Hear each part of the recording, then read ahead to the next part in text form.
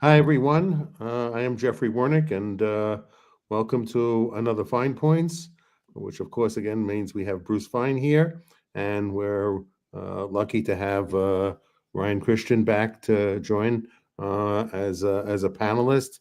I know I'm really enjoying this panelist uh, format, and Ryan's been a great contributor to the one he's participated in so far, and looking forward to his comments today.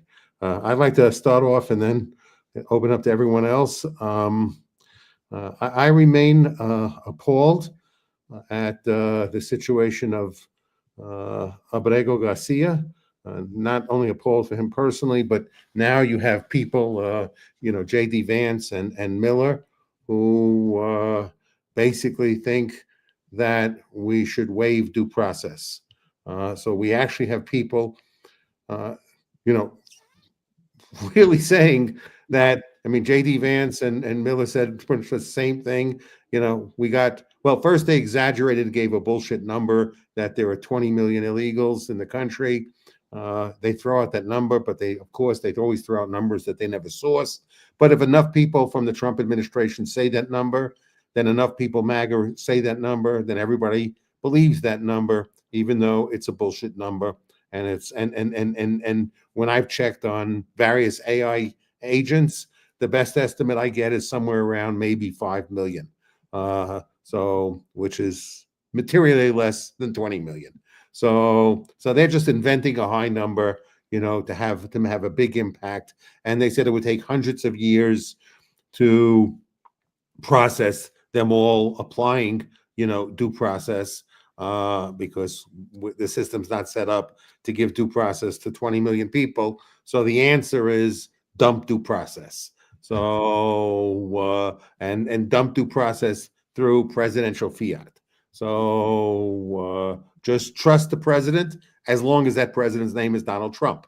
I'm sure they would not say trust the president if the president was George Soros or Joe Biden or Kamala Harris, and they would not convey that type of a power for them to make other people disappear. But essentially, many people are now defending the defending that due process should be waived. I also read in the newspaper yesterday that they want the judges that deal with asylum issue to just do automatic denials. So forget the hearings, just deny everyone. We don't, then what we can just have doggy Elon Musk can just write a computer program that anyone submits an asylum application that just puts back and says denied. This is administration's attitude towards due process. One is how Congress is not getting up in arms and saying we agree with you on immigration. We want to secure the border. We want to do this, but we're going to do this according to what the Constitution says the way we should do it. We're going to preserve rule of law, and this mythology of the Supreme that the Supreme Court voted in favor of Trump on this issue, that people were exempt from, they could waive due process. No, they said they were unanimous. The only issue is that they couldn't interfere with foreign relationships. And clearly, and then I will turn it over to Ryan and Bruce. Van Hollen went down. He met with the vice president. The vice president told him, really, there's nothing we can do because you're paying for the space. So we need your authorization to do this. Suddenly, Congress.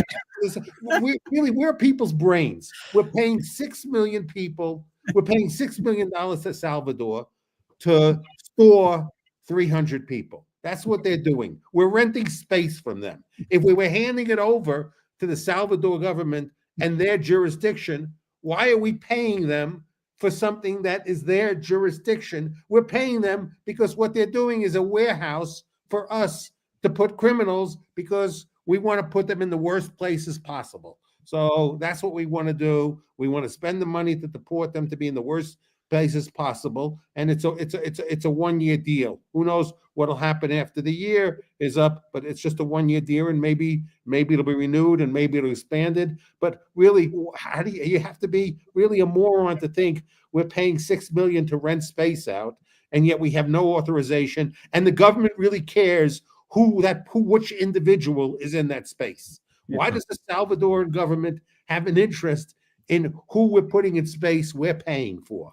Okay. Their job is just to treat the people as horribly as possible that are there for the year that we paid them to be there. That's their only job. So I find this whole conversation about this, really, sick, despicable, disgusting, and moronic. And because you believe in due process doesn't mean you support terrorism. Okay, it doesn't. So to equate belief in due process as supporting terrorists, then you could say Thomas Jefferson, George Washington, James Madison, Benjamin Franklin liked terrorism, and they really wanted to enable terrorism. And that was the point of maybe the UK government was not sufficiently terrorist enough for them, and they wanted even more terrorism. So they want to get rid of the terrorists so they could be even better practitioners of terrorism than the British. I mean, our government today would call the founding fathers terrorists. I want to interject because we've been here before, almost. The exact same arguments, Jeffrey, were used to justify incarcerating in concentration camps 120,000 Japanese Americans in World War II. Right. The exact words were this: to the Occidental eye, all the Japs look alike. We can't do due process to each one of them. 120,000 due process. We just have to all stick them in a camp, right? Even J. Edgar Hoover was appalled and opposed it. But it was politically popular because out on the West Coast in the then battleground states, they all hated Japanese, all hated Asians. That goes back a long way for the beginning of the Chinese Exclusion Act. And we know what happened. They made 120,000 errors. 120,000. Later on, Congress investigated, said it was a constitutional calamity and gave reparations. We know when you don't do due process, you get it wrong virtually all of the time. And that's the lesson. Due process is there for a reason. I'd like to ask one factor, because you might have been around when that happened. Was the president who gave them reparations and the apology was Ronald Reagan. Ronald Reagan, a known terrorist. A known terrorist. Ronald Reagan was a terrorist. Okay, MAGA. Ronald Reagan was a terrorist. He apologized to all those slanty-eyed Japanese. Okay, clearly, if you had slanty eyes, you must be a terrorist. Okay, and he put them all, and we put them all in these detention camps. Okay, and because their eyes were the wrong shape, and that was clearly a sign, like the tattoo being the wrong tattoo. The eye shape is clearly a sign that you must be a terrorist. Okay? It's no different, really. That known terrorist, that known American hater, okay, that known communist, Ronald Reagan, okay, who hated America, okay, clearly he must have hated America because he apologized and gave reparations. So must have been a terrorist lover, okay? So I want to hear Mark Levin and all those people come back and apologize for Ronald Reagan and say they were wrong all those years. They said wonderful things about Ronald Reagan, that they now really think he's an enabler of terrorism. Were you done with your point, Bruce? I was going to jump in. Yeah, go ahead, Ryan.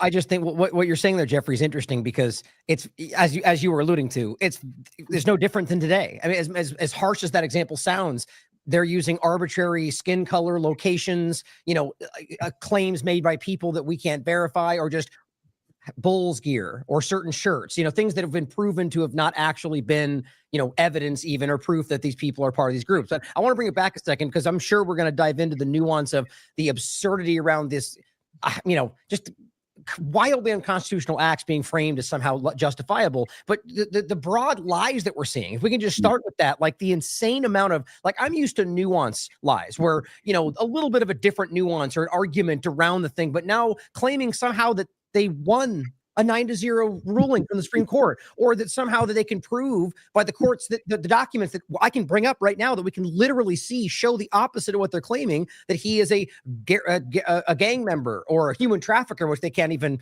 suggest they can prove that. These bombastic claims that that Miller and the rest of them are screaming in the White House that they somehow won that court case. Can we start with that, Bruce? If you, whichever one you jump into that, let me explain. The United States Supreme Court, all 9 justices said. 6 conservative.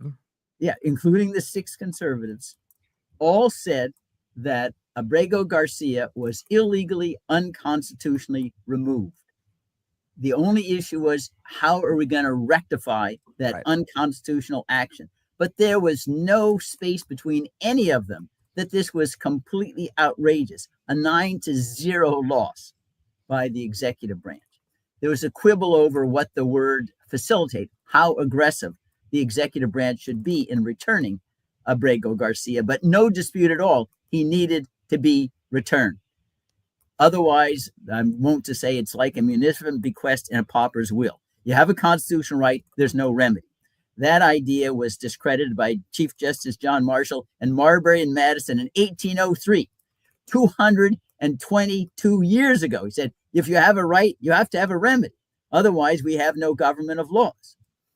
And that's exactly the argument that Miller and others are making. Well, yeah, we did it. It's all illegal. There's no justification, but we can't do anything about it because we're poor, pitiful, helpless giants, out there. We can't force El Salvador to give back one of the people we sent to them, which, of course, if we're paying for them, we should be able to get them back. Yeah. But also their explanations, it reminds me of Sir Walter Scott. Oh, what a tangled web we weave when first we practice to deceive.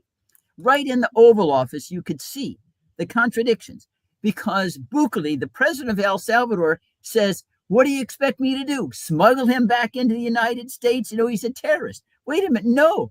If the United States, on the one hand, is telling the courts, we aren't going to impose any objections to his return, it's up to Bukele. What's Bukele talking about? He doesn't even got his story straight with the Trump people because it's not a matter of our shooting at him if he's trying to come back. And we're saying he can come back in. Bukele, you don't need smuggling at all. Well, not only did Bukele not want to smuggle him in, Bukele would not even allow Van Hollen, a U.S. member of Congress, to attempt to smuggle him back to the U.S. Yeah. So the whole thing is a complete concoction.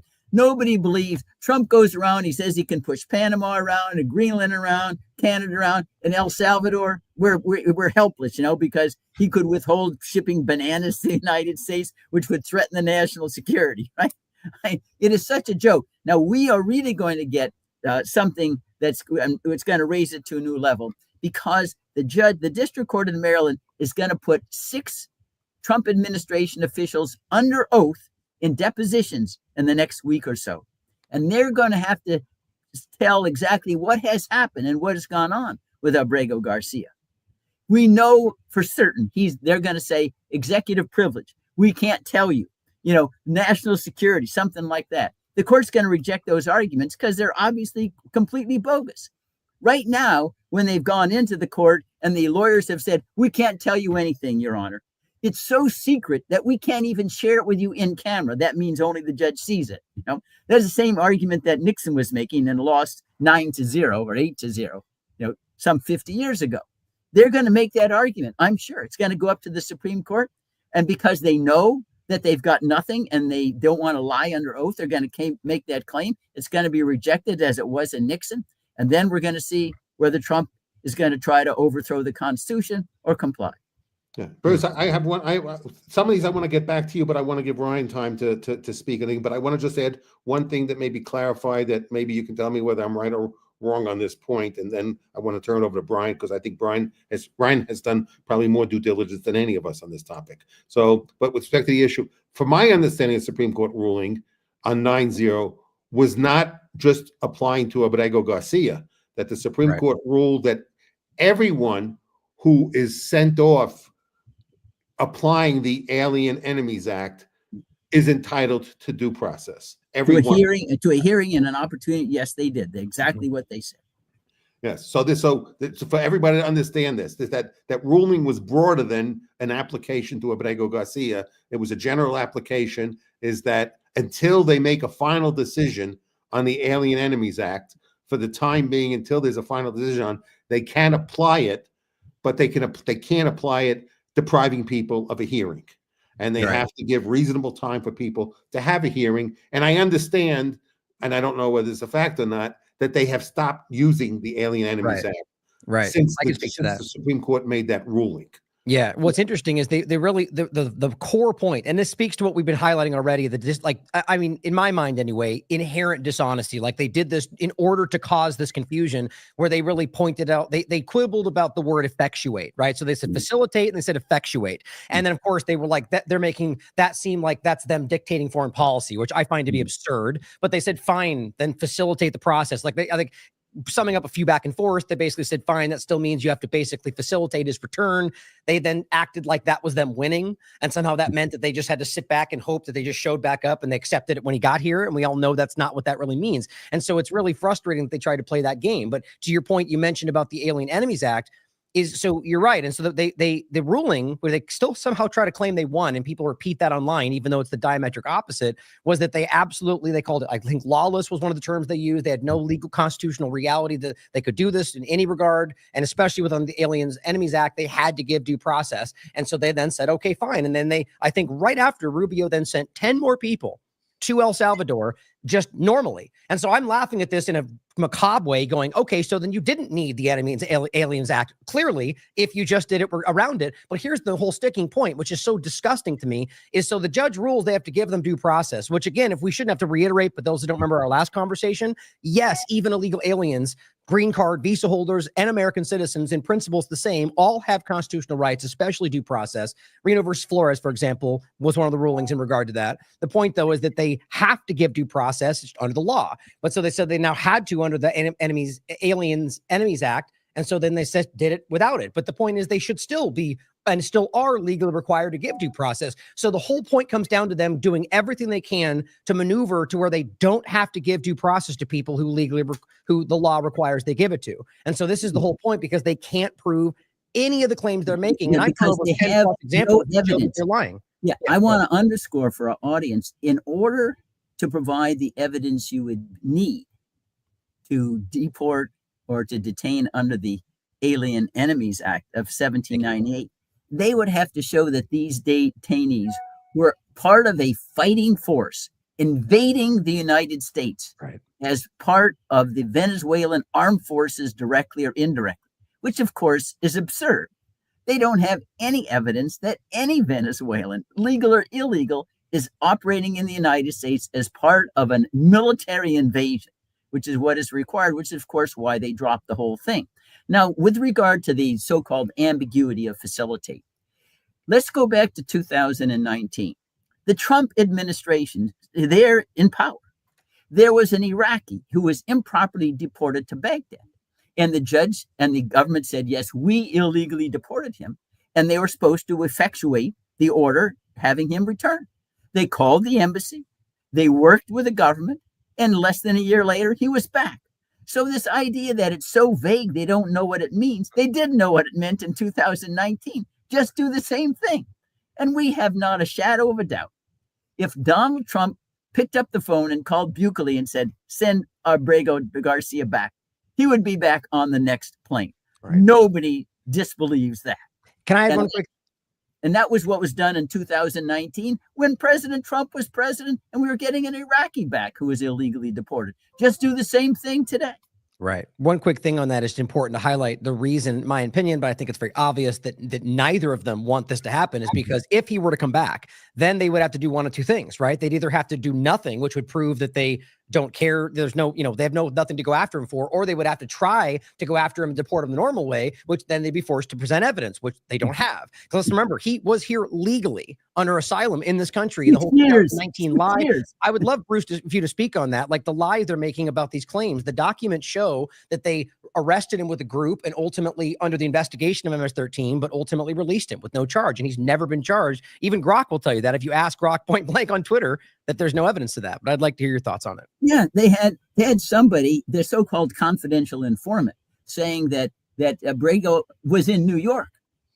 And that he was participating part of it. He'd never even been in New York. They agreed with that. So that was the reason why on appeal. To this Westies group, I thought. Westies gang is what I read.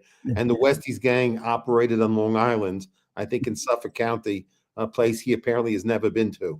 So let them bring that confidential informant onto a trial and let him say, I have evidence and let him give his eyewitness testimony that he saw a guy in a certain date, and then let Abrego Garcia produce his own witness that he's never been out to Suffolk County. And that seems to be the strongest evidence they have against him, Right. is this eyewitness that saw him in New York while he apparently has never been in New York. So that's their evidence. And Ryan, I agree with you. The biggest fear for them, I think, in bringing him back is the trial will reveal that lie. And if the trial reveals that lie, that they have nothing, then people will begin to ask, well, how many other people have you lied about? How many other people have you labeled terrorists? How many other people have you labeled gangsters? And so they don't want these people to come back. They don't want them to face trial, because if they do that, the government is going to have to show, that the emperor has no clothes on, that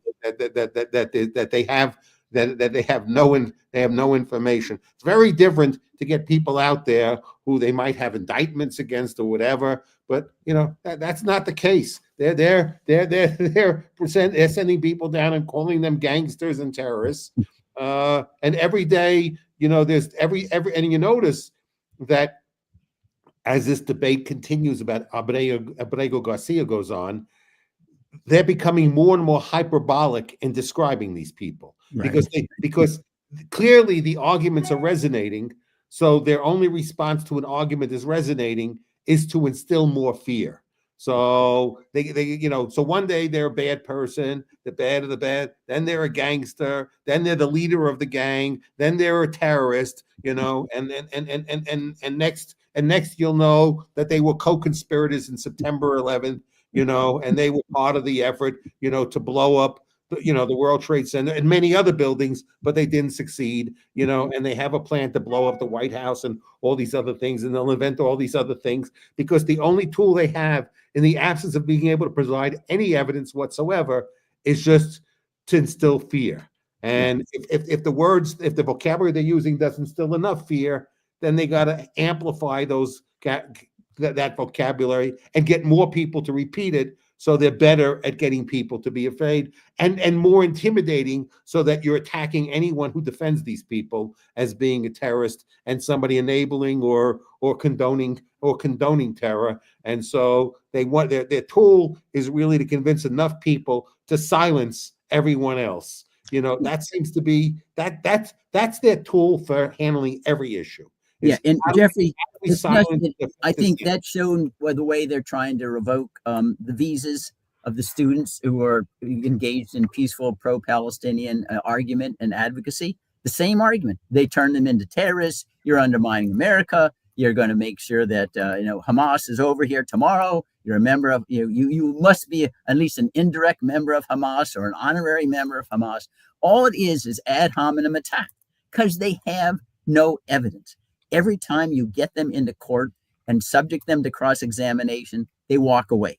I mean, they recently had a case against, I forget, one individual. It was prosecuting someone allegedly part of an M13 gang, and they dropped away from the prosecution because they didn't have any evidence. Well, now we'll try to get them out a different way.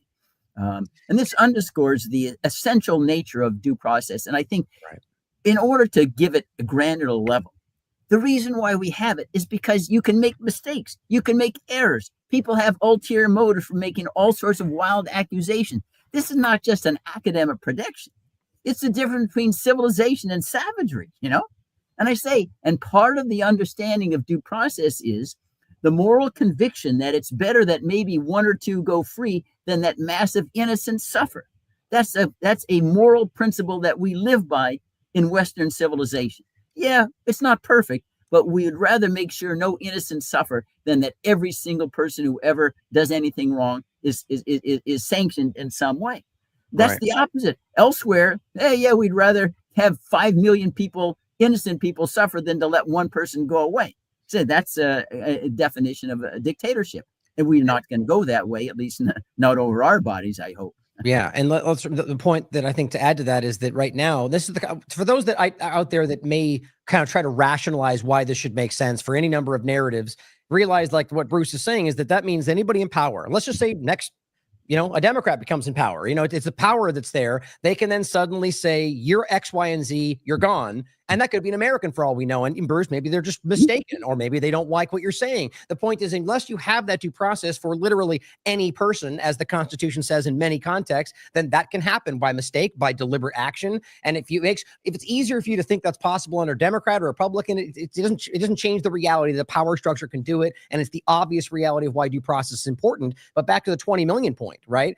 Think about how insane it is to make an argument that, whatever the rationale, that we need to just suspend what is inherent, which are the constitutional rights, because of it's a little more difficult. Like I made the case on my show. Imagine tomorrow Donald Trump, or, it could be the other way around if it makes more sense to you, but the government decides to say, we deem Democrats terrorists. That's actually not that crazy when you think about how things have been going, right? And they say all Democrats are now terrorists under our designation. Then what's the difference for them to say, okay, those people are now terrorists, therefore we can deport them in the same way? And then there's no due process. It's the same exact thing. So just to bring it home a little bit more, and then realize that they're already floating more than once that Americans will be next. His homegrown terrorists he keeps talking about. So it's right there in front of us. Yeah, I mean, Mr. Trump already said that he's willing and eager to try to deport homegrown terrorists. They didn't commit enough crime, send them to a foreign country. How about Devil's Island? Treat them like Napoleon, after Waterloo. Really? Right. That's clearly flagrantly unconstitutional. You're already flirting with that idea. I'm sure he would, and I want to underscore this as well. That idea in the face of it is sick. But yeah, now the thing about in this term, what makes it even sicker, okay? Yeah. And someone has tried. They're convicted. Jeffrey, let me just interject here and let you go on. But I want to, because I repeatedly confront this argument in so many sessions. Well, Trump's just enforcing his electoral victory. That's how he ran in 2024, so he should get away with it. Number one, it is a ridiculous argument. The whole reason why we have a constitution is that we have some rights that are not subject to the outcome of elections. They're not. You can't be elected on a platform to violate the Constitution. You can't do that. Secondly, with regard to the mandate, I think maybe you're not old enough. I remember 1972, Richard Nixon won 49 states, over 60% of the popular vote, 520 electoral votes. He said, if the president does it, that means it's not illegal. And for saying that and acting on that idea, he was threatened with impeachment and resigned. That was less than 1 year after that mandate, far superior to what anything Trump has gotten.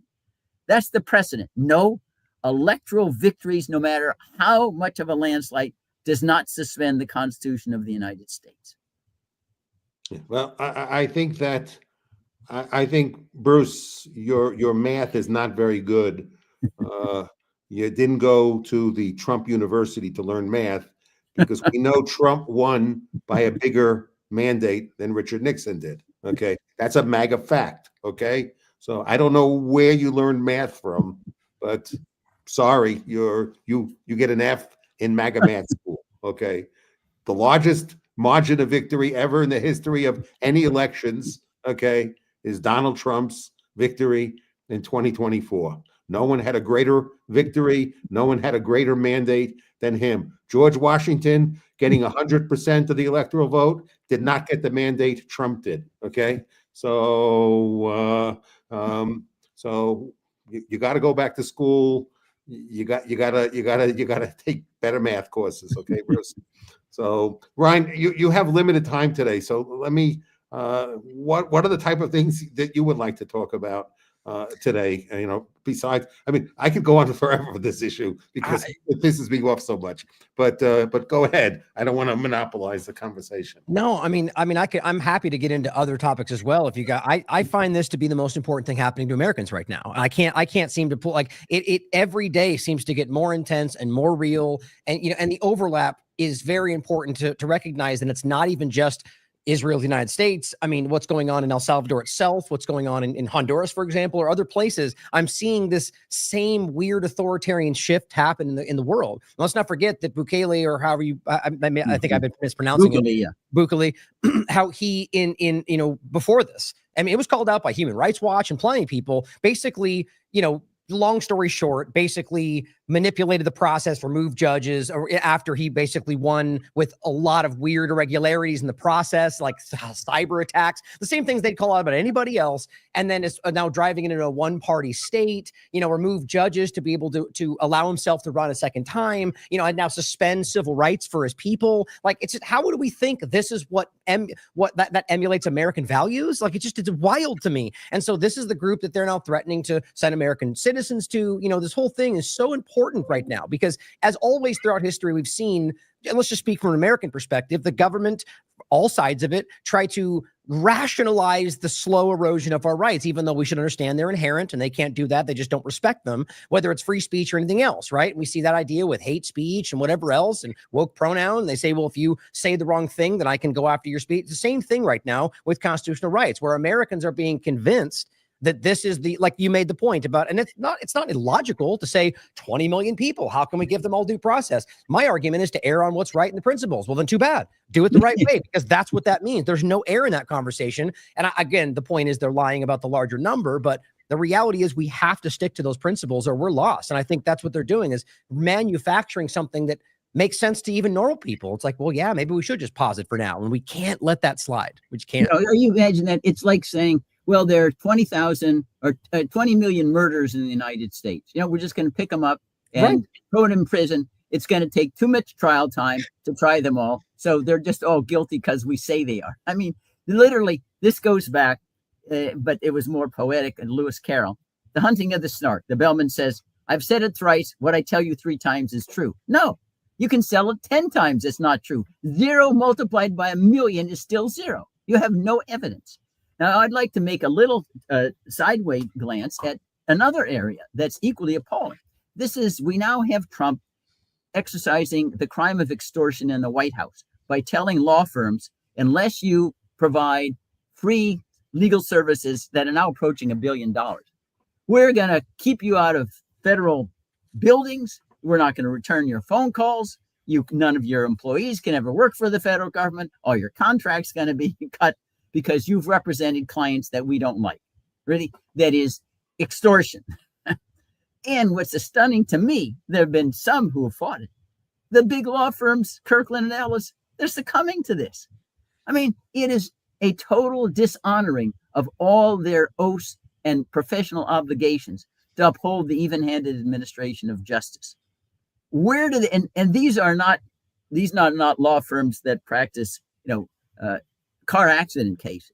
These are the law firms that sport the graduates from Harvard and Yale and Stanford, the best. I mean, to me, it is completely appalling. I remember John Adams said it was his finest hour as a lawyer when he defended British soldiers unjustly accused in the Boston Massacre. Even though he was ostracized, treated as a pariah for many years, said I did the right thing because they didn't have any evidence against them. Right. Where's that legal ethos? I mean, this is truly, aside from the fact that Trump has now turned the White House into a crime scene. That's where we do extortion. I mean, before the Bruce, what about at Harvard, where now he's Right. going to say that if they don't report according to the criteria they want to report people who bad behavior, again, bad behavior according to Trump. So the standard, not necessarily illegal behavior, but misbehavior defined by Trump. That basically the Harvard has to report that for all foreign students, or they're not going to let them have any foreign students. And because Harvard is challenging them, they're now going to the IRS to have their tax exempt status removed because they don't want to treat them as an educational institute anymore, because they want to treat them as like a PAC and have them then subject to taxes because they basically say they're a political organization, not an academic institution. Yes, this is an extortion racket. This is him going down and saying, you either got to behave this way or the way I want, but I have a big checkbook, okay? Even though I didn't fund the checkbook, Congress funded the checkbook, but whether I disperse checks to you or not, and you can deal with the federal government as a unitary executive, as a unitary government, every decision flows from me. So if you want to have any relationship with the federal government at all, you have to make me happy. And if you don't make me happy, you no longer have access to the federal government. How can Congress, well, we don't say how, accept that that's really that's constitutional. So that's equal that's applying the law equally to everyone. So that's not weaponizing government, okay? Because the Republicans don't want to weaponize government at all. So that's not the weaponization of government. So, but it's even worse than that, Jeffrey, because now think of this hypocrisy. On the one hand, they say, well, you cannot have any curriculum in teaching that has any bias or favors any one viewpoint over another. That's one side of their mouth. The other side, that, but you have to teach everything like we tell you history ought to be taught. You know, there was never any slavery, right? There was never any suppression of the vote. Women could always vote. There was always even-handed administration of justice. So at the time, they're condemning the universities for slanting history and making judgments. They're forcing their own judgments on the universities. Right. It's just, you have to censor the speech we don't like, but the speech that we like, you can't censor. That's exactly what's going on here. They're not against censorship. They just want to make sure that they're in power to censor the viewpoints they don't like. And the reason they do that, Jeffrey, is because they fear that in a free and open debate, they would lose. Exactly. Nobody ever walks away from a debate that they think that they can win. Right. They run away when they think our arguments are no good. And if the people can hear them, they won't believe them. That's what we're confronting today. Yeah, I mean, it's like the court cases as well. You know, they don't want to make it happen because they can't prove the evidence to make the case. You know, it's very obvious how this works. And the point with Harvard is really interesting because, I mean, obviously it's about curriculum, in my opinion, and about shutting down, I think, largely it just criticism of U.S. foreign policy and specifically criticism of what Israel's doing in the world. That's very transparent. They're not even hiding that, you know. And so to speak to the larger kind of, you know, unconstitutional acts, but just illegal reality. Like, one of the things I think is interesting, and going back to this larger point of like the immigration discussion, is that so there's this overlap about like social security numbers and the way Biden handled certain immigration realities with people he brought in and sort of like waved his hand and just said, now you're here legally, asylum, whatever else. And of course, the Trump administration has a really big issue with that. And whether you agree with it or not, Holman specifically said, no, he did that illegally. And then they just pushed a whole bunch of people's names on the death list for social security numbers, which basically just people that have been here for years, their social security numbers, paying taxes. Just yanked it all. The reason why they have the numbers is because they're paying taxes. Exactly. They're all going to go underground when you take that away. Now, let's pause a second. But I understand what that issue is. They were on the list. They have a social security number so they can pay taxes, but that doesn't mean they were getting social security benefits. No. They were on a list of people who were on the social security roll, exactly, because they had a job, they were paying taxes, they has a social security number, so they were paying into. They were paying into social security, right? But were they not getting benefits from social security? I guess putting them in a dead file. We don't want them to even contribute to Social Security anymore. I mean, how does that work? They keep putting money. They keep contributing to Social Security, and there's no record of how much their security because we put them in a dead file. I mean, where was the evidence that they actually? But remember when Trump came out and said we can have a budget surplus by just all the phony Social Security recipients that were out there, and all the people 200 years old that were getting social. What happened to that? Yeah, well, let me make one point before we broad this out. How is Elon Musk not stopped that? We should have a balanced budget now if what they said was true. So they're constantly full of shit. What's Elon Musk's latest number for how much they're going to save? Wait, hold on. Before we go into that, it was $2 trillion, then it was $1 trillion. Now maybe it's $150 billion. It's less than that. It'll take them a whole longer period of time to do it. Rand Paul made a proposal the constitutional way. Rand Paul said, I have $500 billion worth of spending that I'd like to eliminate through an act of rescission. Okay. Actually, Congress, act of rescission, constitutional, the legal way of doing it.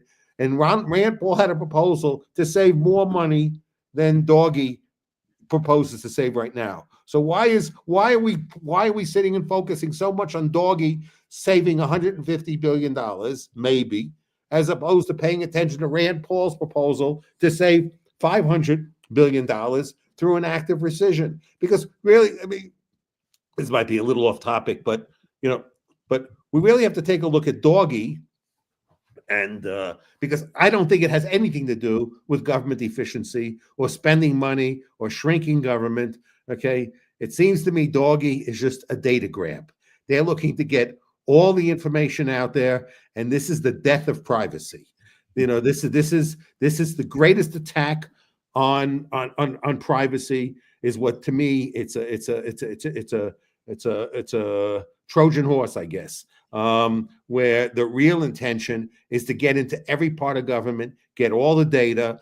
Musk can siphon off some of it for whatever purposes he wants to use that will help him get a leg up and make more money, and then for the government to use get as much information as possible so they can persecute anyone they want to persecute with precision. So this to me seems to be, I'm just looking at what Doggy is doing. So Doggy is not saving money. Doggy is not making government more efficient, but Doggy is making it easier for the government to track people it wants to track and persecute them. So I'm just looking at what's going on, and I have to describe what I'm seeing. And the only thing I'm seeing is it has nothing to do with government efficiency. It has nothing to do with shrinking the role of government. What it does have is making the government more effective at persecuting and precision people that they want to target for whatever reasons they want to target those people. I think it's entirely about artificial intelligence. That's what I think about what you're saying. If I could just, I'll let you go, Ryan. I just wanted to make this observation because I was around this right after 9/11, the National Security Agency, the FISA court, all these general search warrants. Jeffrey, this attacks have been going on for 25 years, at least since 9/11. We do not have any privacy anymore. We don't even know half of what the NSA, National Security, is getting on us, and they stick it in files. They don't have any particularized search warrants. They just gobble up and vacuum everything.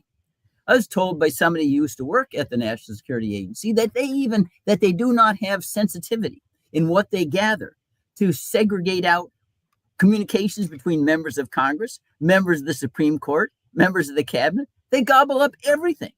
They don't even, of course, have enough manpower to actually decipher what they've got. But this attack on privacy, and I mean, that's what Ed Snowden was about. All the stuff that's gathered, it's beyond, you have to make up new words to describe the volume of information they got. And you read even somebody like Jim Jordan. He got a piece in I think the Washington Post today said, you should at least require a warrant before you get all this vacuumed information and search an American, see what you can pin on that particular American. How brave of you to say it after it's already happened, but yeah, but I agree. So that what we're seeing today, Jeffrey, as you accurately described, is just builds on what's already been a total destruction of the Fourth Amendment right of privacy, right to be let alone, the most cherished right among civilized people. And one of the great ironies, the spark of the American Revolution was the British writs of assistance, which did exactly what we are now doing. That provoked the revolution. You can't do that. You can't rummage through homes anymore. And now we've taken that spark and now brought it back and said, nah, we don't care anymore. Right. From one side of it, it's arguing about the, evil immigrants coming to take your job. On the other side of it, it's about, we need to make the government more efficient because Democrats ruined it, neither of which are the real picture or even the full picture. And so what's crazy is on the AI side of it, what you're both speaking about, it's very clear, and this is publicly discussed. I mean, they put out a chat, what do they call it? A GSA bot for the GSA. These are artificial intelligence programs they're using. So that's clear. That's already happening. And these things are scooping up data, $6 trillion systems with information that's, it's like a gold mine for personal data, not just what you're posting online they've already been using, but 3 triple confirmed action process outcome kind of stuff. That's it is the gold mine of information to where they're now, on the privacy side, absolutely. I feel that this is about cataloging information and invasively doing so, but it's also about just training these models. I'm of the mind that very much so this is about testing out some kind of form of AI governance, legitimately. And I think that's what Doge represents, is this effort to see if, and they'll say this if you really get into the conversations, the efficiency point is about using artificial intelligence to make this work more efficient, not necessarily for Americans, but for whatever they're trying to achieve with the system itself. I mean, and they've made that very clear. And so the privacy part should scare everybody. Just like over here with immigration, they're using they will at some point they'll say we should substitute AI for judges. Right. Or schooling. They're already doing. What do we need judges for? We don't need juries for that. We just have AI. They say guilty or innocent. I mean, this is truly madness. Right. It's scary. I mean, and the point I was making before about the overlap was just to show the hypocrisy to where Biden can wave his hand and say these people are no longer illegal immigrants, and then they can call it illegal and remove people and remove their jobs and destroy their bank accounts, their families. But over here, Trump is doing the same thing in regard to saying, well, okay, these illegal immigrants in farms and hotels are suddenly okay because of our industries, or the Afrikaners from South Africa, come on in, we'll wave our hand and make you legal aliens. It's all hypocrisy. It's pitting us against each other to make sure we don't see that this is all going in the same direction, and has been for decades. I mean, it's all it's ulterior political motives behind anything. And you pointed out the Afrikaners. Yeah, we have Trump, bashing Biden for giving temporary protected status to people who at least were fleeing very stark circumstances. The Afrikaners, I mean, really, if they satisfy the standard of persecution, want to give them temporary status. Biden give temporary status. He wants to just give them citizenship. Right. Right. They can come in permanently. Yeah, get them citizenship. Yeah, and if that's the standard that Trump uses, for bringing people, we'd have billions of people coming in as immigrants under his own standard applied to the Afrikaners. Right. Yeah. The other thing I've talked about also in immigration, about 50% of the immigrants who are here illegally because they've overstayed visas. So student visas or tourist visas that people have stayed a long time.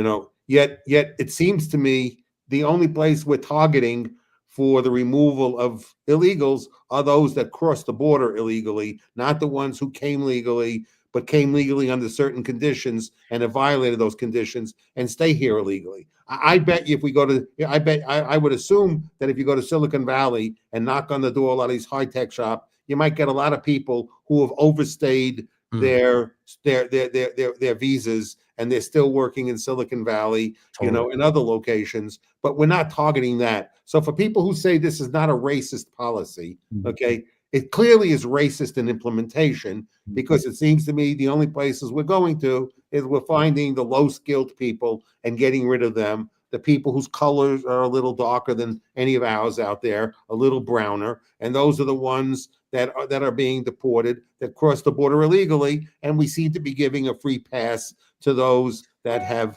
overstayed their visas, which are as illegal as the ones who crossed illegally. It's the same. They're still defined as an illegal immigrant because they're not here under the right authorization. So they violated the law, but we're not equally applying the law. We're applying the law in a biased fashion, which is not justice. I mean, I tend to think this you've avoided really quickly, one thing. Exhibit 1 is Elon Musk himself. Yes. Elon Musk came here on a student visa. He was supposed to be enrolled in Stanford, right? That's how he got his visa. He never got enrolled in Stanford. He set up his own business. He's an illegal alien. His brother has said openly, yeah, we were illegal aliens. Right. Set up his own business. What did Marco Rubio say? If you lie on your application, right, we're deporting you. Don't tell us the truth. When you apply, you're out of here. Okay.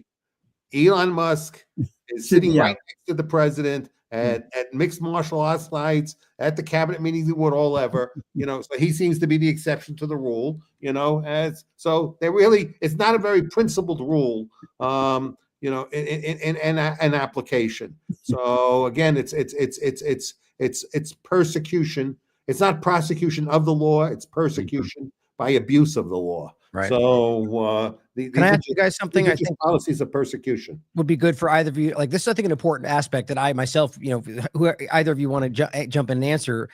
What do you understand in the nuance of? So somebody enters the country, but not trying to enter illegally, comes through the border, the gate of entry, presents themselves, right, and says, "I'm seeking asylum." From that point forward, there's a limbo there, right, where they haven't given asylum yet, but they're going through the proper channels to seek that. What I'm seeing is a lot of people, the Trump administration, but just I think our government in general in the past, right now, the Trump administration abusing that and acting like those people are here illegally. And abuse like people because of other overlapping things. And I was just going to say, to add to that, I see a lot of, Tufts University, Brown, Columbia, people that are PhD students being removed because of political views, that also. But what's the limbo right there? And how I think it's very dishonest to go after people that are arguably trying to go through the process, but because they have the wrong political ideas, being accused of being illegal aliens and being removed. Meanwhile, there are actual criminals who are here illegally. What are your guys' thoughts on that? Like the nuance there? Well, I mean, we have a law that defines, your right to refugee status, and that you have a credible claim of from where you came, that your return would expose you to a reasonable risk of persecution because of race, religion, political opinion, nationality, or membership in a social group. Well, obviously, when there's a dispute of whether that reasonable fear exists, you have to have a hearing. That's what we talked about. So until a hearing is held and it's denied and then they refuse to leave, they're not here illegally. They're here exercising their right under the law to establish a claim to asylum. That seems like the majority of these cases that I'm seeing, to be honest. Yeah. Like the ones that we can prove anyway. Yeah, for sure. Now, I think what happens, because the immigration system is so flooded and they don't properly staff it, is that in a very large number of cases, once the application is made, they don't get around to deciding them for years. And in the interim, the people come to get work permits. They're in the United States, but they're here because they have a credible claim that they would qualify for asylum. Now, Congress can change the law. They haven't. Until they do, that's the law. And you have a right to get your benefits bestowed under the law. And I'm not saying that's ideal or what we should want, but the thing is we keep trying to highlight is, so that's the current reality. So if that's something that you can't just see, I disagree with that, or I don't think it works properly, and just lurch into something that's unconstitutional, which is what we see. Yeah. Right. I mean, what people want is, if they can't get the consensus they want to get through the way the Constitution defines we get consensus, they want a dictator to impose what they want as an outcome. Right. And as long as that dictator is doing what they want, they're happy.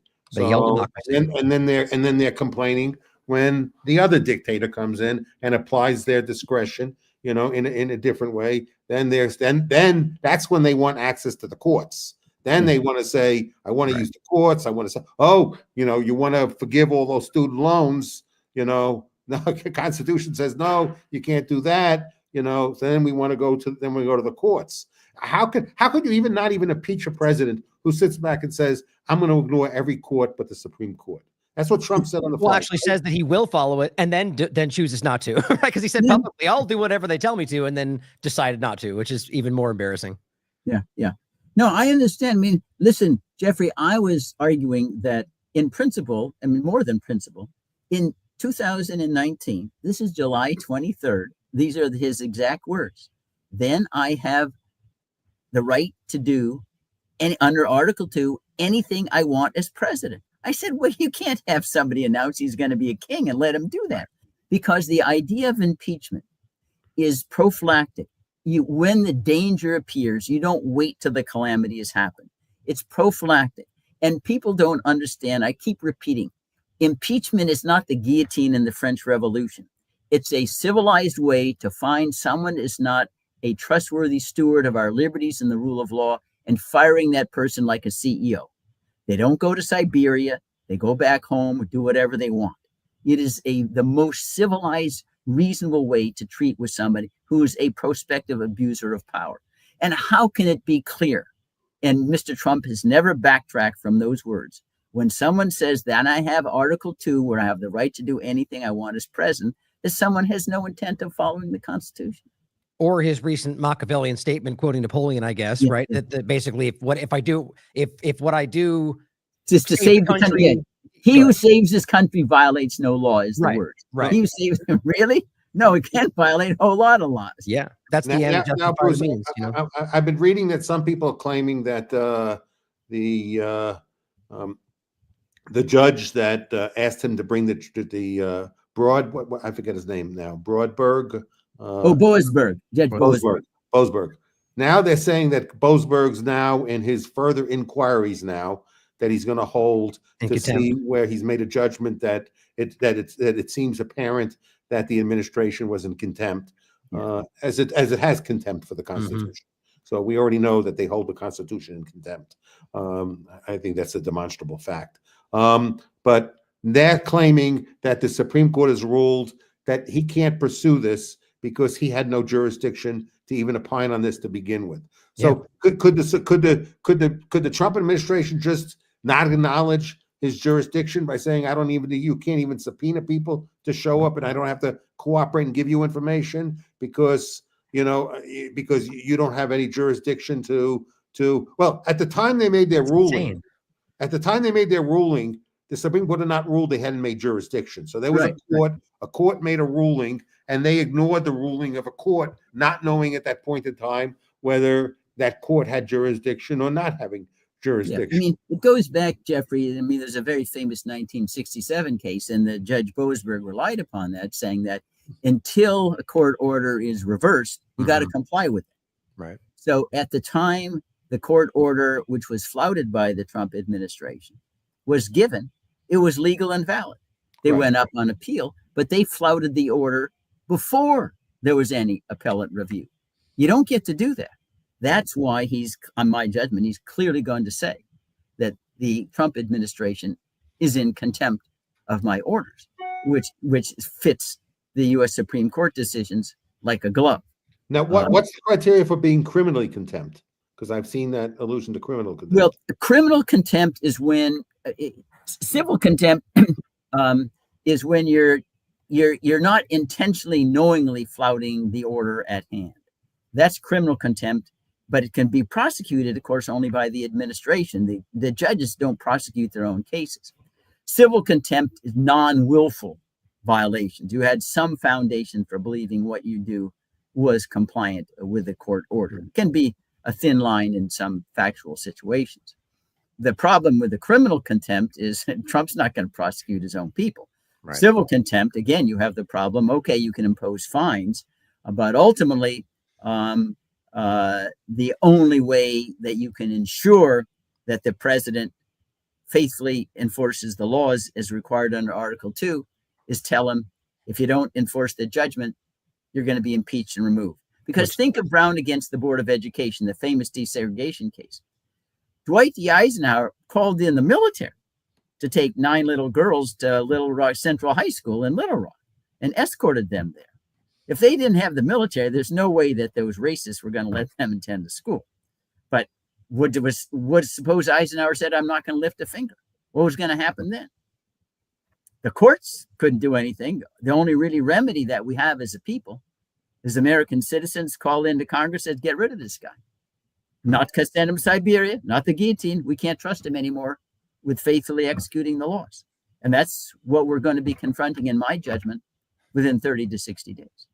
I don't think we see any real solution to this. I think the Trump administration has already shown itself, just the U.S. government has already shown itself to, in this context, to have no real drive or justification. Like, there's no reason for them to comply. It hurts them in every direction. So I think we're going to go to what you just said, and I think they're just going to. So what happens right there, Bruce? What happens if that comes to head? The Congress doesn't want to act, which is what we'd all need to happen if that's there, and that essentially Trump's administration would win if that happens, right? There'd be no mechanism by which to stop them. That is right. And at that point, we don't know. Other than that, we're back to the strong do what they can, the weak suffer what they must. We don't have due process. The law, pick and choose whatever laws you want. At that point, we do not have any legal protection. Our only protection is political. That's why I style this, Ryan. This is a counter-revolution against July 4th, 1776. Returning to monarchy. If you think about how scary this is, and I don't like to sell fear, okay? But to me, as I'm listening to this conversation, Trump is a person that constantly texts a boundary, and if there's no resistance, he keeps pushing and pushing and pushing, and he will test boundaries in a way that I don't know any other human being will test. There might be people out there, I just don't know them. So his norms and standards seem to be beyond what I think the average person's norm and standard are, and on how bad faith they're willing to act. So the more he gets away with, the more bold he will get in his application of this. Yeah. So if to me, what's going on right now is so crucial, because if this is stopped now, at least we will rein in whatever people agree on the Trump's policies or not Trump's policies. At least we will have reined in, a president from not basically completely shredding the Constitution, but ultimately, if he can preserve his popularity and ignoring the courts while doing so, to me, that's frightening. Yeah. Ryan, you have to Truly. leave, so Bruce and I will continue in your absence for a little while longer, but before you have to leave, what's your thought on what I just said? It's just chilling, and I'm really upset that I have another interview to get to because I'm really enjoying this conversation. I think this is probably I keep saying this. This is like the most important thing happening to Americans right now, to the United States. Like this is, as you just said, Bruce, we're cascading into monarchy at this point. Like this is so real. And on top of it, for the 5th time, I saw yesterday that Trump floated yet again the idea of sending Americans to these prisons with no due process. And the idea is that, well, within the law, well, what did we just show everybody? The law is whatever they decide it is right now. And that's what's so terrifying. So, thank you both for having this. Let's do this again as soon as possible. I really appreciate this round table. Thank you, Jeffrey, Bruce. I really appreciate it, man. Well, we appreciate your participation, Ryan. Thanks, Ryan. Yeah. Thanks, guys. I'll see you next time. Okay. Bye, Ryan. Yeah. I think, Jeffrey, the American people just don't get it. And in some sense, the journalists don't either. Let me recall, this was about 2 weeks ago, Jeffrey. This is an editorial in the Washington Post, and where the ICE head of ICE said, we don't have to comply with court orders. Who cares about what Judge Boasberg said? And they say in the editorial, it was, quote, disheartening to read those words. I mean, disheartening? It would have been terrifying, to undo 200 plus years of freedom and independence and rule of law, and you call it disheartening? I didn't even have words to describe it. I don't know whether the American people understand the crisis we're at. How, the thin blue line between civilization and the law of the jungle. And we're very near that thin blue line right now. Yes, as I said, I like to avoid hyperbolic statements, and I don't really like to sell fear, but I am concerned that we are allowing Trump to be unchecked and without boundaries, and it's clear with this case, if I don't know what the Supreme Court can do if they let him. I don't even know what they're thinking at this point in time, because they have to know, every judge has to know on the Supreme Court that he's not complying with what they wrote, and the description they made of what they wrote is complete bullshit. Okay, so they know that. They're selling it now. He's trying to endow. He's trying to. Before he was trying to. He talked about getting rid of Powell at the Fed. Powell said, "No, you can't." And Trump shut his mouth then. But now he's seeing what he's getting away with, and now he's beginning to talk to get rid of Powell. I want to cut interest rates, so that he wants to basically make himself, chairman of the Fed. So so now he's challenging again. He's testing that boundary again. Gee, in the beginning I tested it. I got slapped in the face, so I stopped. But look, I'm winning all these fat battles now. I'm probably more successful than I thought I would be, with all my efforts to govern the way I want to govern.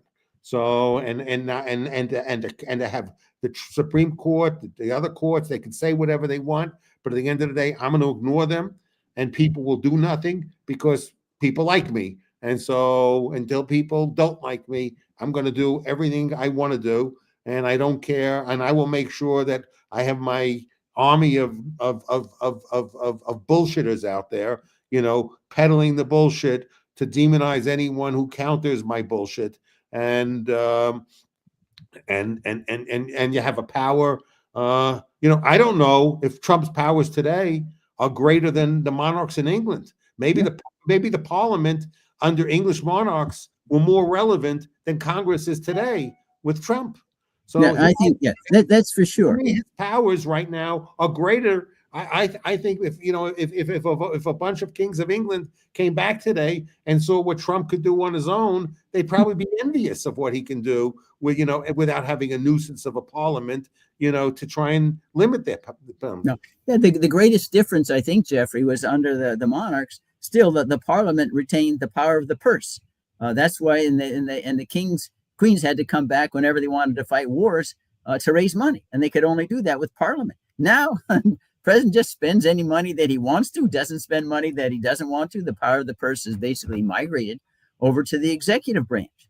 And I want to remind, James Madison was not hysterical, but he wrote, he says, "It is right to be alarmed at the first experiment with our liberties," with the first experiment, because it sets in train precedents that build on itself. So that's why I was very alarmed in 2019 when the president says, "Then I have Article 2, I can do whatever I want." Wait a minute, you can't. That sounds like a king. You're not a king. Did any monarchs challenge, after the Magna Carta was signed, and the Magna Carta, the beginning of really the due process, having due process began with the signing of the Magna Carta. Did any monarch challenge due process? Did he challenge the Magna Carta? The one who challenged the revenue was Charles I, and he was beheaded.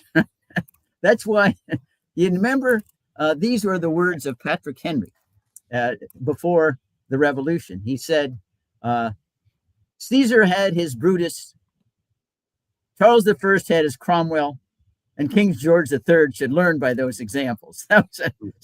Okay? He knows what a Caesar and a Charles I look like. He should learn by those examples. So we understood that's what we're getting rid of. Basically, Patrick said, we're not going back to Charles I, and we're not going back to Caesar. And now we're going back to something worse, or the equivalent of a Caesar or Charles I.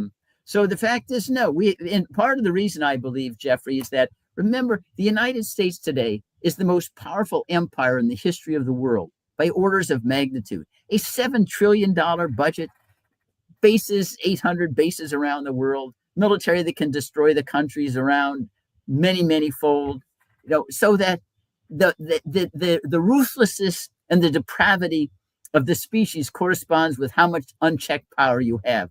Because unchecked power attracts sociopaths, crazy people, and that's where we are. So we get people who are even crazier than Caligula, because the amount of power and wealth is so much greater, and that's what's culminated in Donald Trump and Elon Musk. You see, sitting at that inaugural platform, all these trillionaires or multi-billionaires there, and they're all sociopaths. I mean, Elon Musk just like Donald Trump. That's why it's so much more dangerous today, because the government's ability to do harmful things to us and the world is a multiple of what it was hundreds of years ago, even at the time of King George III. And that's why you're absolutely correct. President Donald Trump exercises vastly more unchecked power than George III ever conceived of. Yes. And I for my own self, I keep, I do this podcast. I get guests on like you and Josh last week, and Ryan, who's been on, a couple of times now. And again, we're not trying to talk about advocating a liberal progressive agenda, bigger government, anything like that. All the people that have been on the guests of this podcast of Fine Points are people who believe in a very limited government. So, but what we hold dearest is the Constitution and our liberty. We hold dearest the principle of, Thomas Jefferson. I mean, Benjamin Franklin said, that you don't substitute, liberty for a temporary sense of security. So that's just an unacceptable trade-off. So, that the ultimate goal of our Constitution was to protect a constitutional document that protected our individual sovereign, liberties. What I like to say is what I think was unique about the United States, in its founding, was we had countries that were sovereign countries, but the U.S. was the first modern country that was founded on the concept of sovereign individuals. So what was more important was that not the U.S. being a sovereign nation, but was a nation of sovereign individuals. So that's That's expression I've always said. Maybe you don't agree with that, but that's how I've looked at it. That's what made the United States. Well, the idea, Jeffrey, was captured in the world. I mean, the words that, government by the consent of the governed. I mean, that was frightening to all the monarchs all over the world. Consent of the governed? No, it just requires my consent. That was the idea that you've articulated. Government, and that all legitimate powers of the government are for the purpose of securing the unalienable rights of life, liberty, and the pursuit of happiness, which are individual unalienable rights. And it described in the Declaration, that is the reason why we have government. Even self-government cannot destroy those unalienable rights, because that's why government exists, to protect them, not to destroy them. And that was unique in the history of the world. That's why I say it's the greatest political philosophical statement by far than anything's been uttered ever in history. And now we're squandering it, throwing it away, as stupid as can be. Yes, and the people,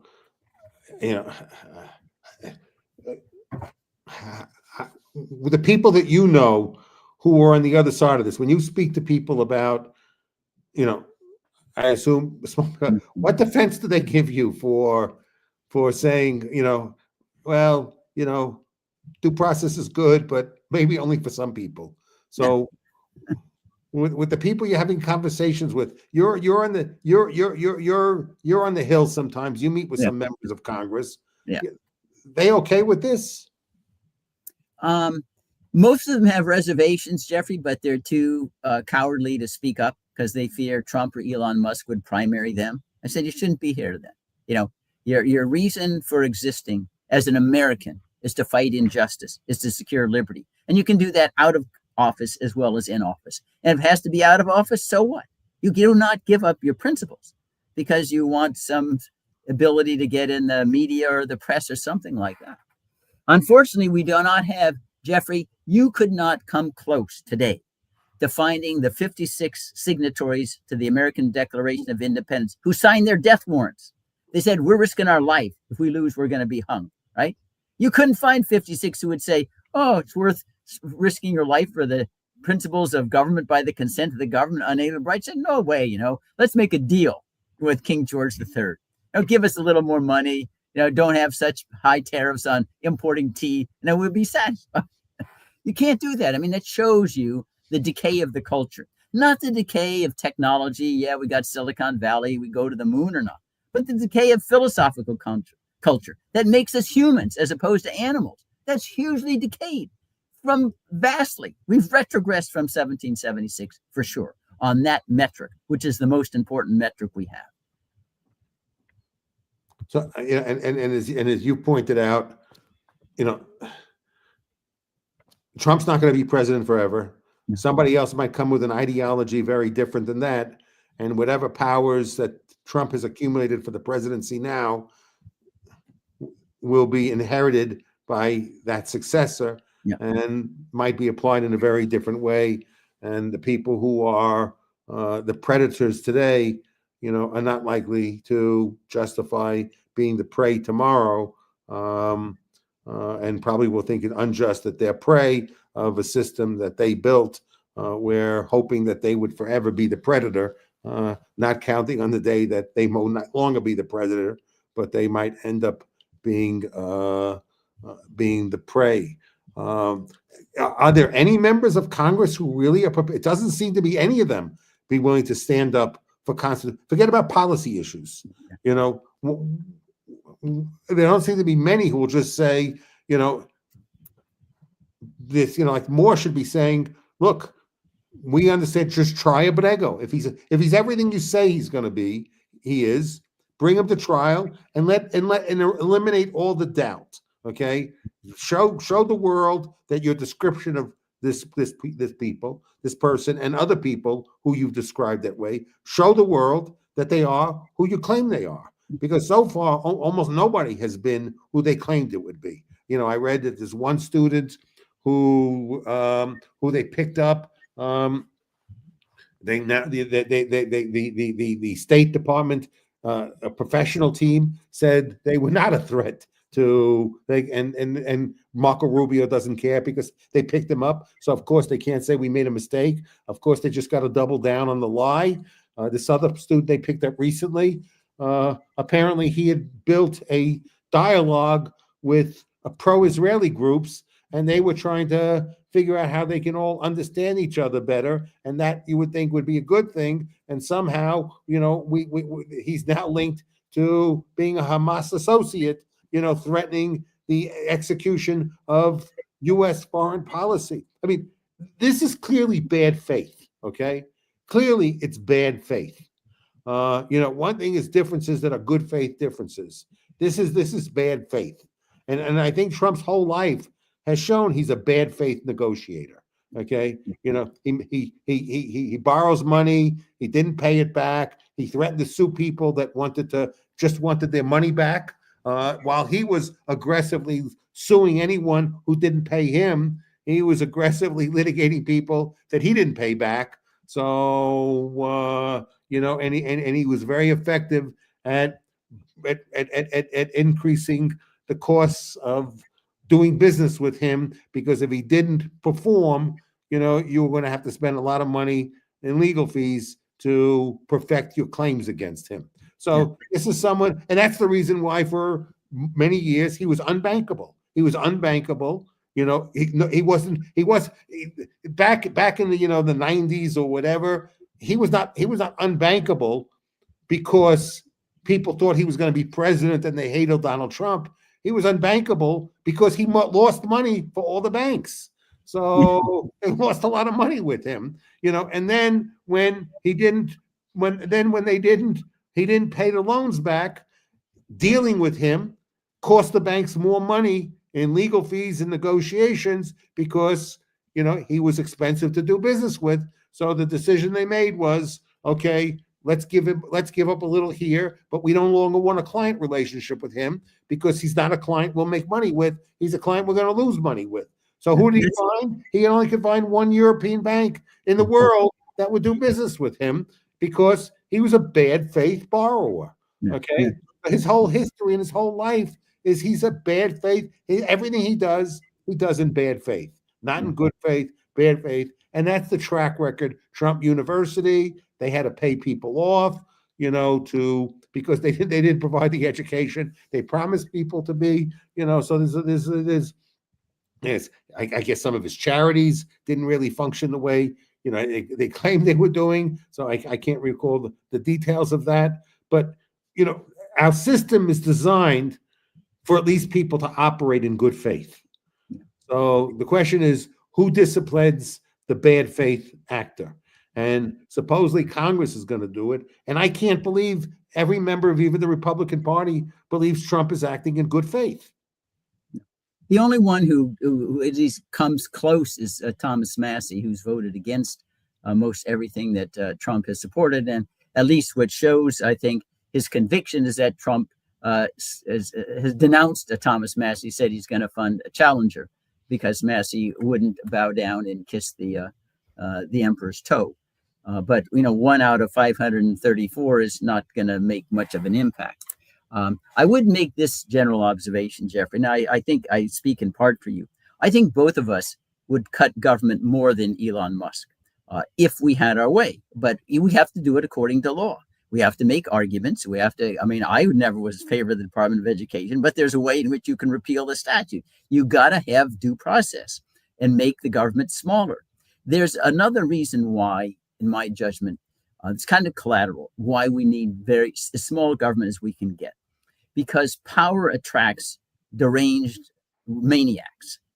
And the more power that's there, the more maniacal people you're going to attract to serve. We see that with Musk and Trump, but also even a little bit with Biden.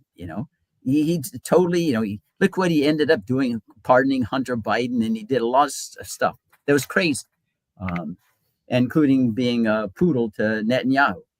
But putting that aside in just general, without referring to personalities, you need to keep the government as small as possible, consistent with having defense against predation and aggression, because you get more sensible people, who will serve and then leave. You won't have the crazies. when you have $7 trillion out there in this armed forces, this $1.5 trillion military industrial complex, you get all the worst of the worst involved. That's just that's a collateral protection. You can't avoid that. So you big government, you're going to attract the most horrible people you can imagine. All the Caesars, the Caligulas, the Neros, or whatever. You don't want to do that. Aside from the fact that the whole reason why we want small government is that the more tentacles the government has, the more self-censorship occurs. The more people are engaged where their livelihood or stature depends upon the government, the more they're going to self-censor and say, oh, I can't say anything bad. I won't get an invitation to the White House ball. I won't get any Kennedy Center tickets. I won't get my merger approved fast enough, which is horrible. The whole idea of self-government is you want to optimize the amount of dialogue. Everybody could get it wrong. We need to talk, jaw rather than war. These are overarching institutional reasons why, to the maximum extent possible, keep government small, but do it in a way that honors the process. And this is, and Elon Trump and Elon Musk and Trump are giving downsizing government a bad name. They're giving it a bad name, making it harder for you and me to succeed on the merits. Oh, well, you're just doing Trump or Elon Musk, deflecting attention from the real arguments here. And that's what makes so bad, what Trump and Musk are doing, because they're not engaging the American people in Congress saying, we need to do this, we need to do that, we need to change, trying to educate the people to understand why they're doing it. It's just issuing decrees, like Zeus's thunderbolts. That doesn't educate anybody. Yeah, then one is there's no evidence so far that they've so far from what I've read, at least as of a couple of days ago, the pace of spending from January 20th to today, or from a couple of days ago, that so far the Trump administration has spent more money this year than the Biden administration spent in the comparable time period a year ago. So there's no evidence that they've actually reduced spending at all. The only evidence so far is that spending is more than it was a year ago. So from that respect, they've not shrunk government. They've not saved any money. Doggy's been a complete failure. And so they're not getting spending. So the argument can be made, and I think it's an accurate argument, that while the spending is more comparable, but more, I won't say it's materially more, but it's more. So let's just say it's similar, even though it's more. But the footprint of government in people's lives is much greater today than it was a year ago. So the point of a limited government is to release the footprint of government on people's lives.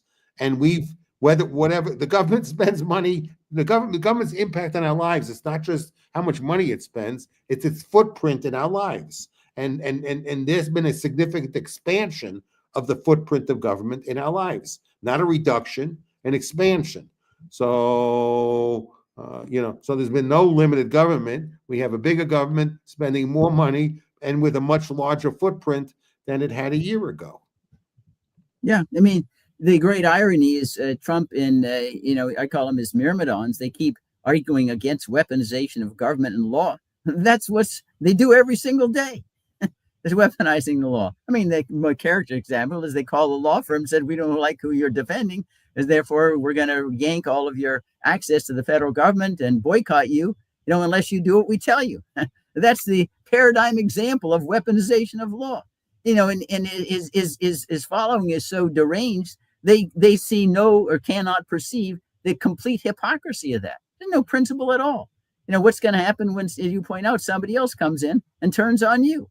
That goes back, to the very famous lines, in The Man for All Seasons, where Sir Thomas More is defending the rights for the devil, and he's criticized, and he says, well, what's going to happen? Think about this. When the devil comes after you, and you turn around and all the trees that are the laws are all broken down, who's going to protect you? He says, I'll defend rights for the devil for my own safety's sake. We don't understand that anymore. I mean, it's a very, very obvious truism that's proved through millions of years of history. Yeah, there is, without our due process protections, there is no freedom. Correct. So there's zero freedom. That gives the president the prerogative to do whatever they want, and nothing can be stopped. and because the only thing that prevents that from happening is due process, which is why these cases are so important to me and so fundamental, because that we will have completely not only eroded liberty, we would not live in a state of freedom or liberty, if we didn't. That's a prerequisite. It's a necessary but not sufficient condition for liberty and freedom is due process. The right of habeas corpus, due process, necessary condition. No freedom, no liberty without that. And the American people don't seem to understand that. They've developed this hatred, for certain classes of immigrants that is so extreme, that take so much for granted. And again, it's a point that you always make. They might like how Trump has abused due process, but what if they find that another president comes and determines that they're a domestic terrorist for their thought crimes, and they get sent to Salvador without due process? I wonder if they would be happy the day they become designated by somebody else who has a different criteria for designating who is a domestic terrorist and who isn't a domestic terrorist. Are American people really that stupid? I mean, what's the issue? Is it, are we that immoral? Are we that amoral, or just stupid, or what? That people don't realize this. And again, you can support the policies of Trump. Okay, so people can be in agreement of the policies of Trump of sending horrible people to, Salvador if the right deal is negotiated. Doing that. I think that's repulsive, actually, because I think unless we deport people who should be appropriately deported to the country of origin, we're responsible until the country of origin agrees to take them back. And that's what we should be doing, not looking for third-party countries like to take the Gazans and against their force, and deport them, and extradite them to some country will take them against their will. If previous governments have made mistakes according to a certain group of people, and they get their candidate to win, okay, everybody understands that the oath of office is fidelity to the Constitution.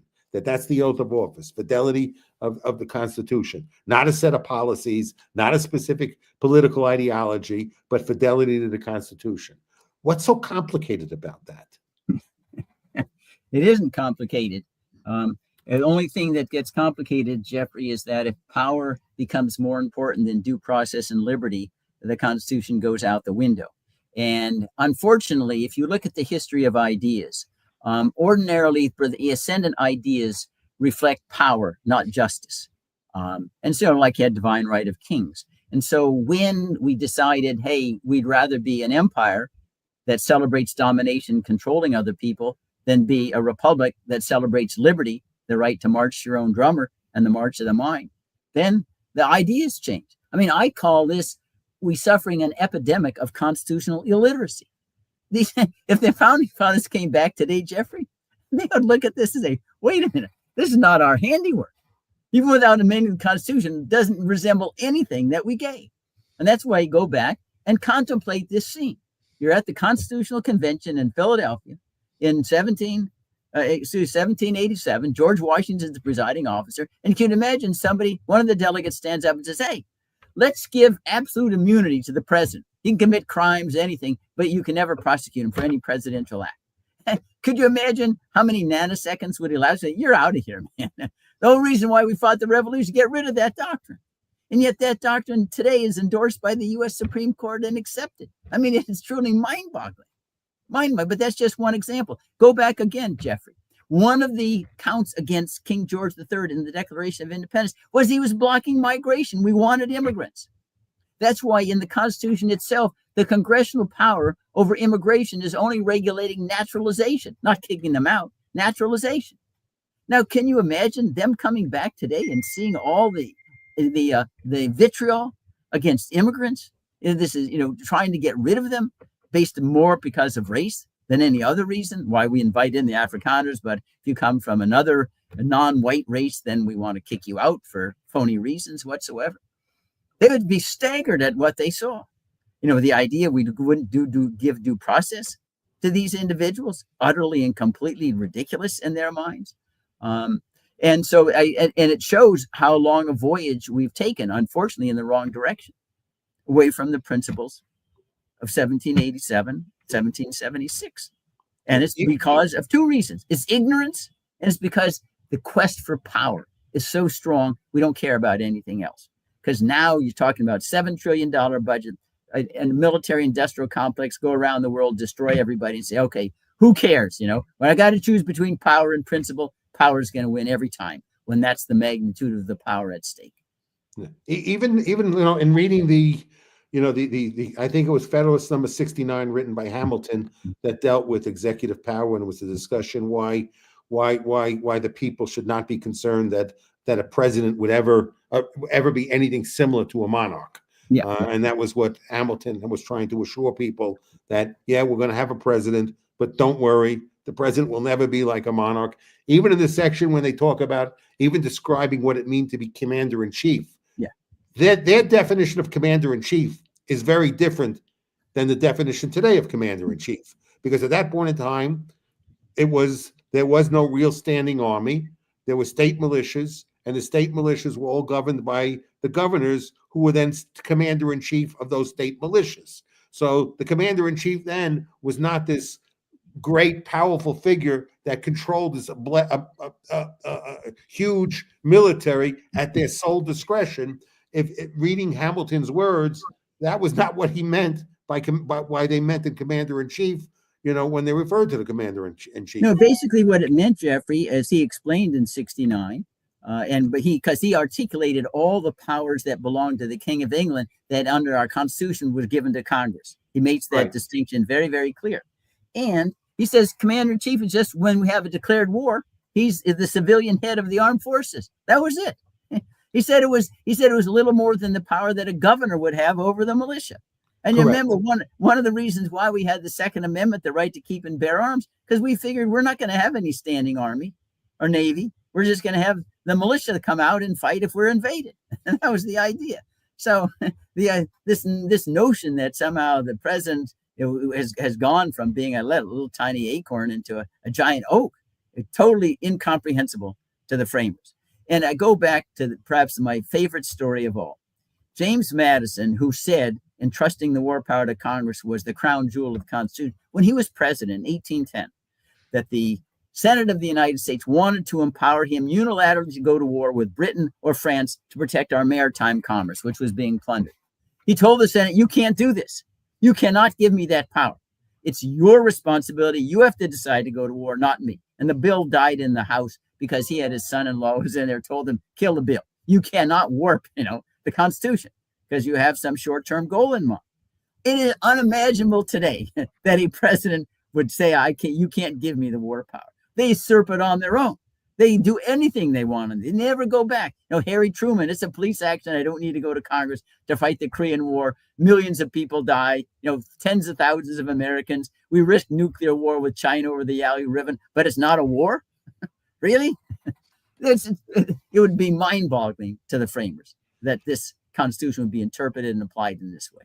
Yeah. In the I just have one more thing to question asked since even though I brought it up on Federalist 69, but so I want to ask you a question on this, and then we'll wrap this up.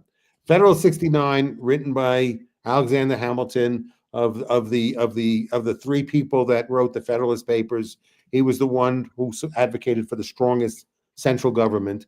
So he would have supported the greatest powers to a president than either Jay or Madison. And so 69. So we have to remember that the person explaining the difference between a monarch and a president is someone who believes the president should have more power than any of the other people who were major drafters of the Constitution. In that, he called, in a sentence, specifically that the president was an officer of the United States. Okay.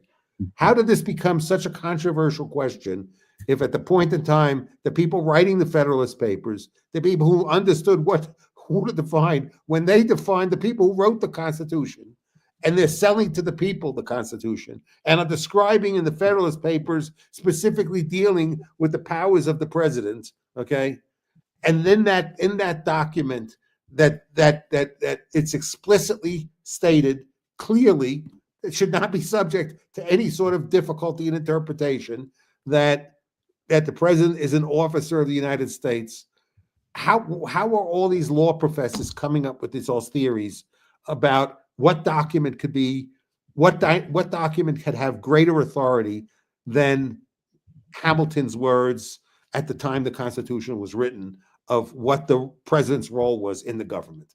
Yeah. Not only that, Jeffrey, what other word should have more authority? Yeah, just to add to what you said, at the convention, Hamilton wanted the president to serve for life. That to show how much of an advocate he was for presidential powers. It didn't go anywhere.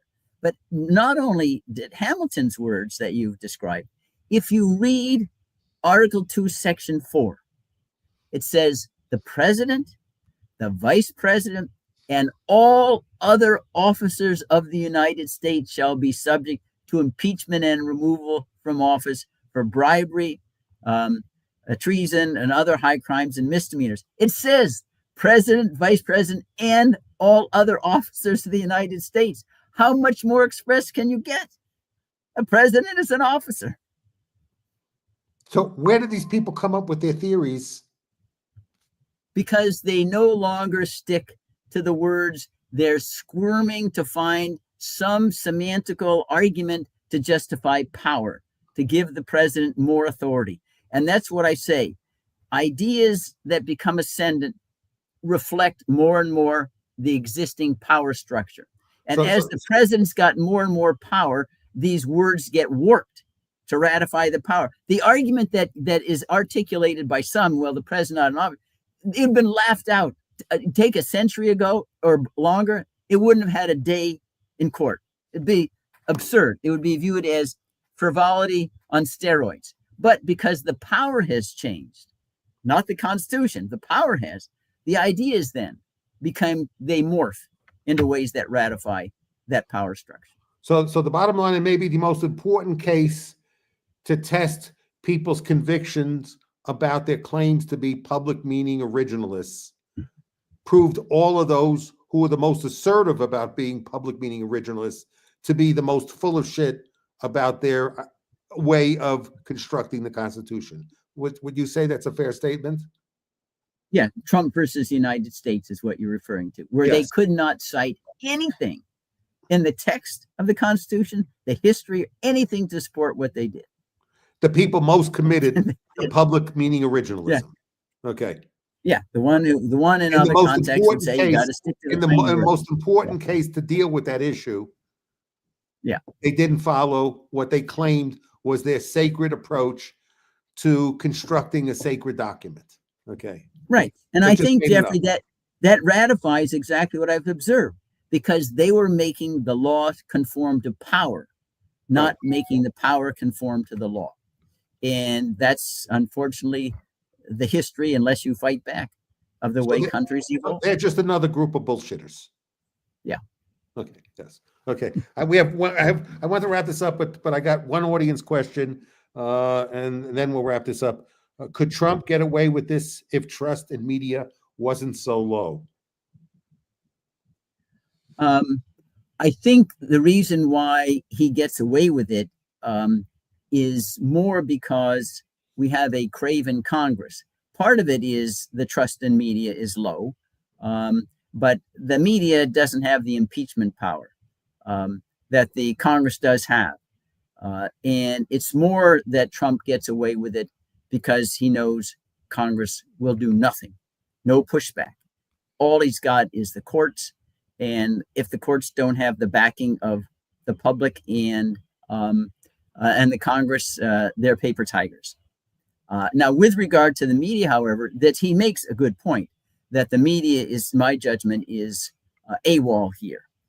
Remember, we talked about this signal conversation that was not as secure as it should have been, talking about the military plans to attack the Houthis.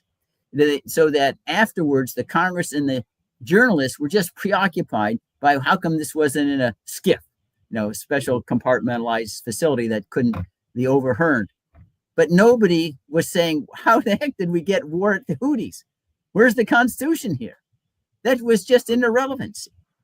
And it shows, I think, how far we are in our culture from paying respect to the Constitution and rule of law, as opposed to personalities. And hey, if we win, who cares about the law at that time? We'll think about the law when we're out of office, and that time it'll be too late. But unfortunately, that's the culture we have at present. So it's a culture devoid of principles. Yes, perfectly said. So, Bruce, how would you like to wrap up this always wonderful conversation with you? Well, again, I always go back to the audience. Remember, one of the things that was unique about the United States is it recognized the ultimate sovereignty is we, the people of the United States. Those are the first words of the Constitution. So stay engaged. Never give up by despair, even if it looks like we may not win in our lifetimes. We're speaking to posterity. There are a lot of people who died well before our framers in 1776 that were relied upon in building this idea of government by the consent of the governed. But do not bend, do not stoop to the other side's principles, no ad hominem attack. Just stick by the principles of law, due process, recognizing that we can err. And I go back to what Jeffrey said, the first building block of civilization was due process, because it recognizes that we could be wrong. We need to limit our ability to prescribe without evidence. We can be wrong even if we think we're acting in good faith. And due process is the first step away from barbarism into civilized way in which we treat one another. Always keeping in mind, again, better that a few escape sanction than that the innocent suffer. That should be the centerpiece of our moral compass as we move forward. Thank you so much, Bruce. You have a great day. Thank you. Bye. Bye-bye.